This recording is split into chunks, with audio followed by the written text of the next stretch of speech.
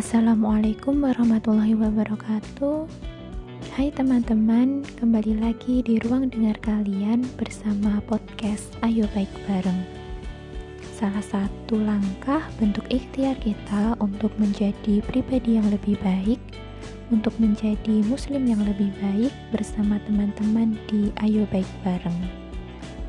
Pada kesempatan kali ini, kembali lagi di serial Buku Insight yang insya Allah akan menemani teman-teman untuk berbagi buku-buku yang menginspirasi, buku-buku yang keren-keren, dan buku-buku yang wajib banget dan penting banget kalian baca. Masih melanjutkan serial Buku Insight episode-episode sebelumnya yang membahas tentang 10 karakter muslim tangguh, yang merupakan review dari buku keren Syarah 10 Muwasofat karya Muhammad Hussein Isa Ali Mansur. Nah teman-teman, kalau di episode-episode kemarin saya sudah membagikan tentang 10 karakter muslim tangguh, poin pertama hingga poin ke 8, yaitu akidah yang lurus, ibadah yang benar, akhlak yang kokoh, jasmani yang kuat, wawasan yang luas, mandiri dalam penghasilan, teratur urusannya, dan pandai menjaga waktu. Jika teman-teman ketinggalan episode-episode pekan-pekan kemarin, silahkan scroll ke bawah ya episode podcast di Ayo Baik Bareng. Insya Allah nanti bakal ketemu episode serial Buku Insight bagian pertama, bagian kedua, dan bagian ketiga. Nah, di bagian keempat serial Buku Insight ini, episode yang terakhir, insya Allah saya akan mereview sedikit tentang poin bermanfaat bagi orang lain dan terjaga hawa nafsunya. Nah teman-teman, sekali lagi tentang 10 karakter muslim tangguh ini sesungguhnya pembahasannya sangat panjang, sangat lengkap, dan gak akan selesai jika dibahas di podcast, dan gak akan selesai jika hanya sedikit-sedikit direview, karena ya itu tadi sangat panjang sekali tentang 10 karakter muslim tangguh ini. Bahkan menurut saya pembelajaran tentang 10 karakter muslim tangguh ini adalah pembelajaran seumur hidup. Jadi wajib banget buat kalian yang lagi semangat-semangatnya ingin berbenah diri, ingin berhijrah untuk menjadi pribadi muslim yang lebih baik, wajib banget untuk baca buku Syarah 10 Muwasofat ini karya Muhammad Hussein Isa Ali Mansur, seperti itu. Nah, di kesempatan kali ini saya akan membahas sedikit mereview tentang poin nafi'un li ghairihi, atau kalau dalam bahasa Indonesia berarti bermanfaat bagi orang lain. Nah, sedikit kisah tentang bermanfaat bagi orang lain ini, kita review tentang cerita bagaimana awal mula penciptaan manusia ya. Jadi awal mula penciptaan manusia itu Allah cantumkan di Quran surat Al-Baqarah ayat 30 sampai dengan 39. Nah, Allah Subhanahu wa taala berfirman, "Dan ingatlah ketika Tuhanmu berfirman kepada para malaikat, Aku hendak menjadikan khalifah di bumi.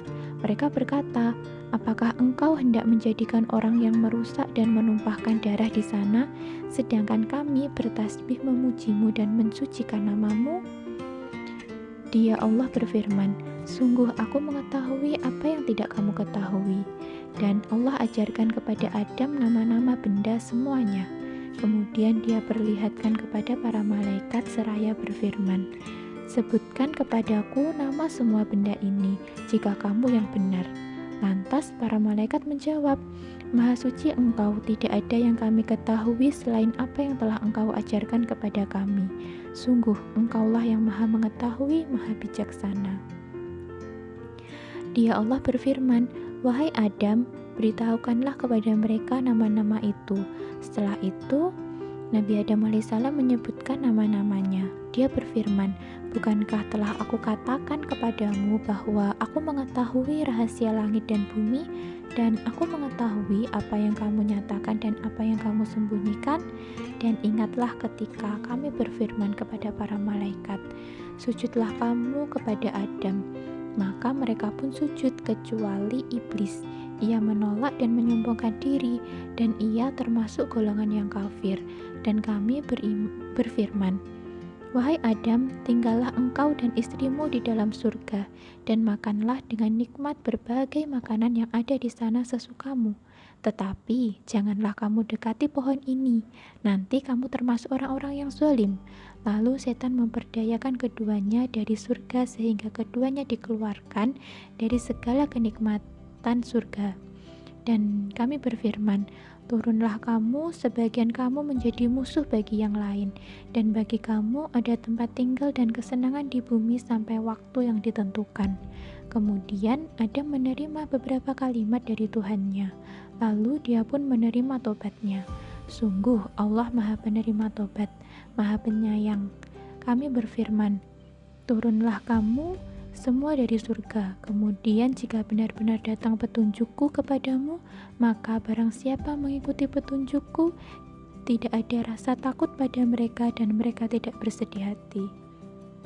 Adapun orang-orang yang kafir dan mendustakan ayat-ayat kami, mereka itu penghuni neraka, mereka kekal di dalamnya." Quran Surat Al-Baqarah ayat 30-39.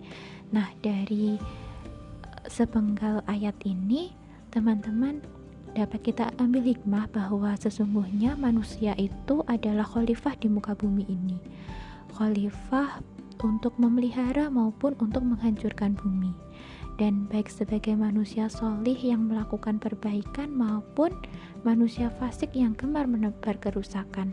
Sebagian manusia ada yang mencampur amal solih dengan amal keburukan. Sejarah Nabi Adam dan keturunannya di muka bumi ini tidak keluar dari permasalahan-permasalahan tersebut. Nah, di poin nafi'un li ghairihi ini kita diajak untuk sedikit menengok tentang bagaimana kita menjadi pribadi yang bermanfaat, menjadi khalifah di muka bumi yang mampu memelihara hubungan kita dengan makhluk-makhluk yang lain sehingga kita termasuk seorang muslim yang bermanfaat untuk orang lain. Nah, teman-teman, nafi'un li ghairi sendiri berarti orang yang bermanfaat. Maksudnya adalah orang yang banyak memberikan manfaat. Artinya ia bermanfaat untuk orang lain dan tidak membahayakan. Rasulullah Shallallahu Alaihi Wasallam mengumpamakan seorang mukmin itu seperti pohon kurma karena banyaknya manfaat yang terdapat padanya, baik saat masih hidup maupun setelah mati. Rasulullah pun mengumpamakan seorang mukmin seperti seekor lebah dengan sabda beliau, "Perumpamaan seorang mukmin adalah seperti seekor lebah yang hinggap namun tidak mematahkan, yang makan namun tidak merusak, dan yang tidak mengeluarkan kecuali yang baik." Pelajaran dari pohon kurma pada perumpamaan yang pertama adalah kurma memiliki daun rimbun yang bisa dijadikan tempat untuk bernaung. Sementara batangnya menjulang tinggi ke langit namun tidak mudah tercabut akibat angin kencang yang menimpanya. Kurma tumbuh subur dengan daun warna hijau yang berusia panjang. Buahnya menjadi makanan pokok untuk hidup. Biji buahnya menjadi makanan hewan melata. Apabila orang melempar batu ke arahnya, maka lemparan itu akan dibalas dengan menjatuhkan buah kepadanya. Isi buahnya dibuat obat-obatan. Batang dan daunnya bisa dijadikan sarana tempat tinggal. Jadi, pohon kurma dapat menjadi tempat beristirahatan, tempat memenuhi kebutuhan hidup, rumah, makanan pokok, buah, dan tempat bernaung. Pohon kurma tidak membahayakan meskipun tinggi, karena kuat dan kokoh. Pohon kurma tidak berhenti berbuah setiap tahun, dan orang yang memetik buahnya tidak harus bekerja keras karena tinggal memanjat dan dengan mudah mengambil buah dari tandannya. Adapun terkait dengan perumpamaan kedua, yaitu perumpamaan seorang muslim seperti seekor lebah, adalah seekor lebah itu ia rajin, sungguh-sungguh dalam bekerja, bersih dan teratur. Kita tidak pernah melihat lebah menganggur, bersenda gurau atau bermain-main saja. Lebah terbang dengan jarak tempuh yang jauh. menjelajahi dataran tandus, lembah-lembah, dan sawah-sawah tanpa bosan atau lelah. Ia tidak tergiur dengan sesuatu apapun kecuali menunaikan tugasnya dalam kehidupan. Ia memberikan manfaat kepada makhluk lain dengan segala kebaikan yang bermanfaat. Ia mengupayakan kebaikan tersebut tanpa pamrih. Ia tidak menghiraukan urusan-urusan yang tidak penting. Tatkala memasuki daerah perkebunan, maka pandangannya hanya tertuju pada bunga-bunga yang bermekaran. Ia hinggap di tangkai namun tidak sampai mematahkannya karena seni dan kelembutan hinggapnya. Jika ia mengambil sari bunga, ia memberi manfaat dalam pengambilannya di mana proses penyerbukan menjadi sempurna sebab keberadaannya. Kemudian, ia mengambil sari bunga tanpa merusaknya. Ia mengambil sari bunga itu bukan untuk dirinya, melainkan untuk memberikan kebaikan yang bermanfaat bagi makhluk lainnya dalam hal gizi dan obat-obatan. Apa yang keluar dari perut lebah adalah obat bagi manusia. Seperti itulah gambaran orang yang beriman. Nah, setelah kita mengetahui tentang perumpamaan seorang mukmin yang bermanfaat itu seperti pohon kurma dan lebah yang senantiasa memberikan kebermanfaatan untuk makhluk lain. Lantas, bagaimana sih bentuk aplikatif dari nafi'un li ghairihi ini? Atau bagaimana kiat-kiat kita untuk menjadi seorang mukmin yang bermanfaat untuk orang lain? Nah, yang pertama, kita harus memiliki niat yang tulus dan tekad yang kuat. Kemudian mempelajari pengetahuan agama tentang kebaikan-kebaikan, perbuatan-perbuatan baik, dan bagaimana keutamaan melakukan kebaikan, amalan-amalan kebaikan tersebut. Kemudian mempelajari pengetahuan agama tentang jalan-jalan keburukan, lalu berusaha menjauhinya. Selanjutnya membersihkan diri dari kekikiran, pelit, kebodohan, kezaliman, gampang mengeluh, malas, penakut, dan bersungguh-sungguh untuk menghiasi diri dengan lawan dan sifat-sifat tersebut. Kemudian, senantiasa ingat bahwa ada hak-hak yang wajib ditunaikan terhadap keluarga, terhadap orang lain, terhadap keluarga dan tetangga. Kemudian menjadi pemimpin rumah tangga yang rendah hati dan tidak banyak menuntut kepada keluarga, menjaga seluruh keluarga dengan penuh kasih sayang, kelembutan, dan perlindungan.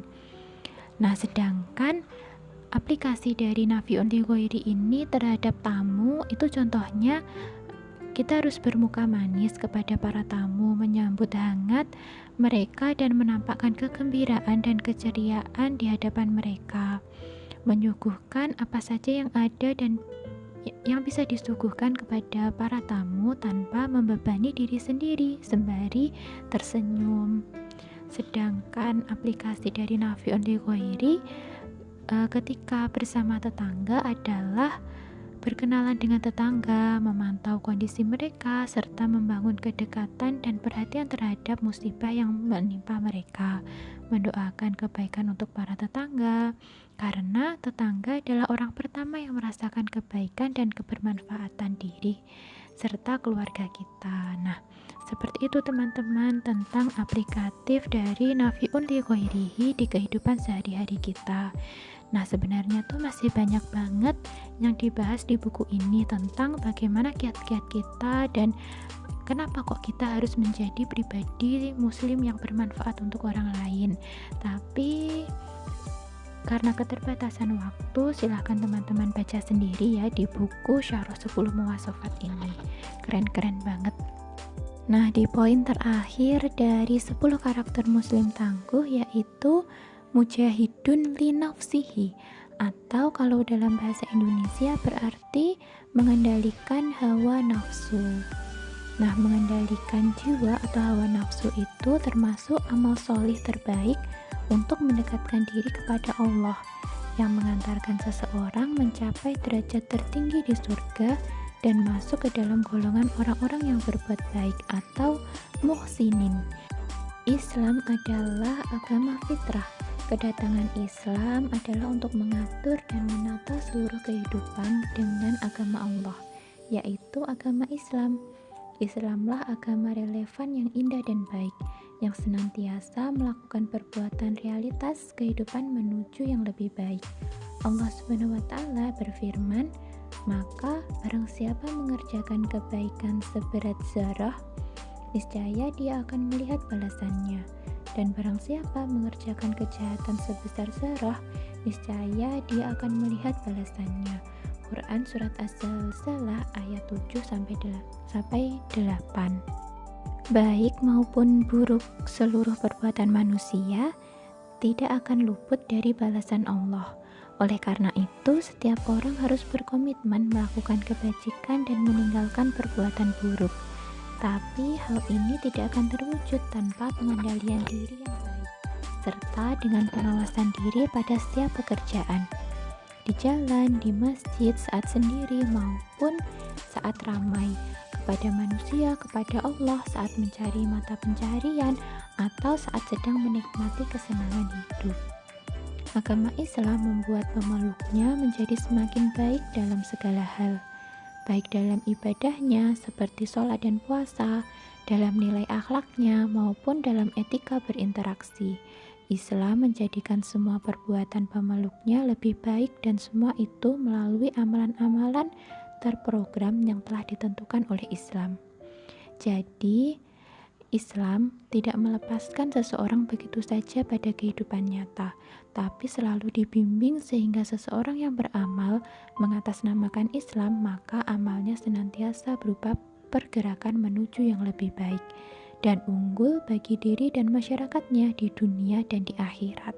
Jadi teman-teman, ketika kita menginginkan diri kita terjaga hawa nafsunya, kemudian dapat mengendalikan jiwa kita dengan hal-hal kebaikan, harus dimulai dengan membiasakan diri kita untuk melakukan amalan-amalan kebaikan.